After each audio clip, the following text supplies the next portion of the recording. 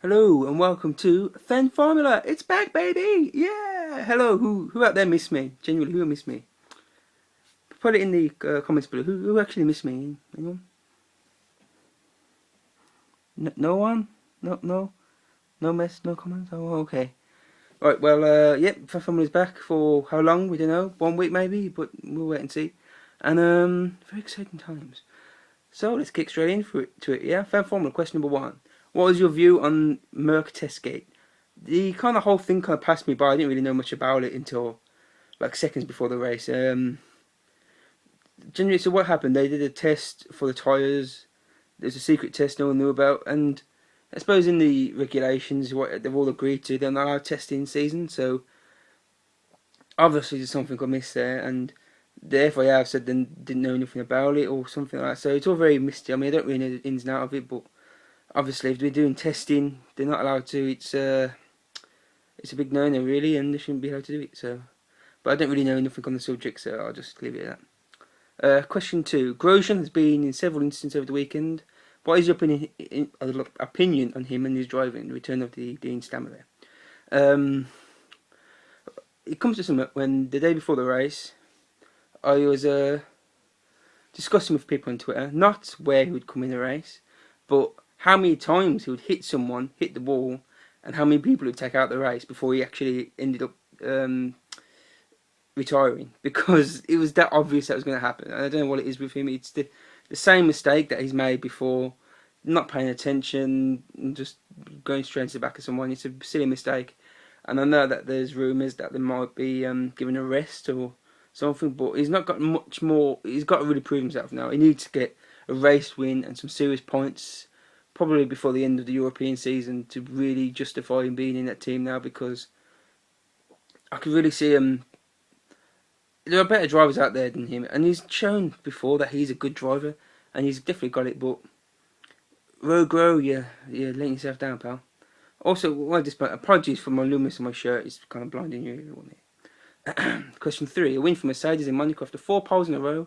Could this be the point of the season they apply championship pressure? Well, we've known pretty much for the whole season. They've definitely got the qualifying pace, but what has been the remarkable thing about this weekend to other weekends is their tyres have pretty much been the first to fade and gone slower and slower as the race gone on. Where in this race, they pretty much had the tyres for the whole race, and they're probably the best of them, which is very strange. Could this be due to the test, the secret test? You know, it's possible. But it's definitely they definitely got something to prove, and I think after so many years of really failing to show us what they've got, this is a year where they're going to have to put the actually amount a title challenge, and I think they can.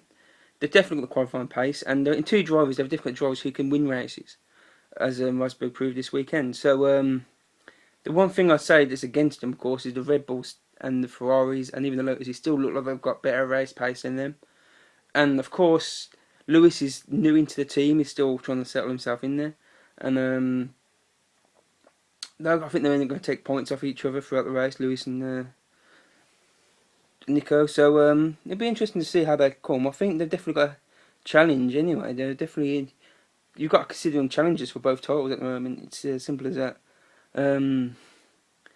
Whereas other teams may back one driver in the top teams like Vettel and Alonso and Kimi, then they might find it a bit hard considering there's no defined number 1, if you believe what they're saying there. So that could be interesting towards the end of the season as well.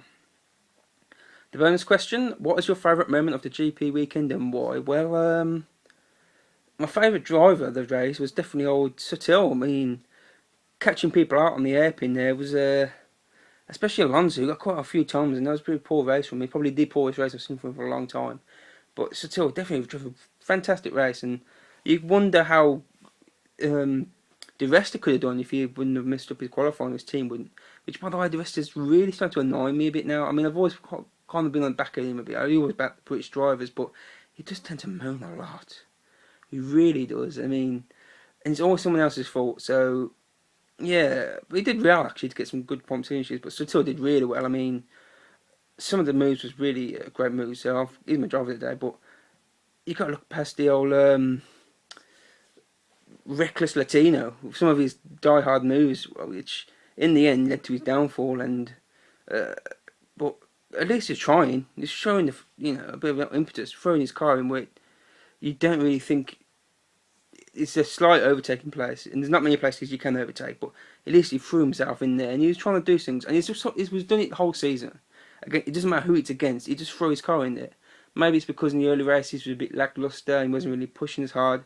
They've given the kick up the arse, and he's really throwing himself about now, and it's interesting to see, interesting to watch. But he's going to end up losing a lot of front wings and tyres and having a few good place penalties because of that. But it makes the race more interesting. There weren't much else to look at, and also, which was completely missed me by after that incident, was Kimi's amazing race through to get the point. I think he was down in 14th place with 5 laps to go and some 10 seconds off something, and amazingly, when they passed the finish line, Kimi's there in 10th. Like, how did that happen? We kind of just completely missed it. I don't know how you end up missing someone overtaking 4 people in Monaco, because it doesn't happen very often, but a fantastic drive. And, when Kimi gets angry, and he definitely was angry, I mean, it's not very often you get a driver offering to punch someone in the face after a race, knock some sense into him. So he definitely was a bit angry, and animated as Kimi gets, I suppose. But always good to watch. And it'll be interesting coming up to the next race. I've got this strange feeling where we're going to have a very odd race in Canada. I don't know why.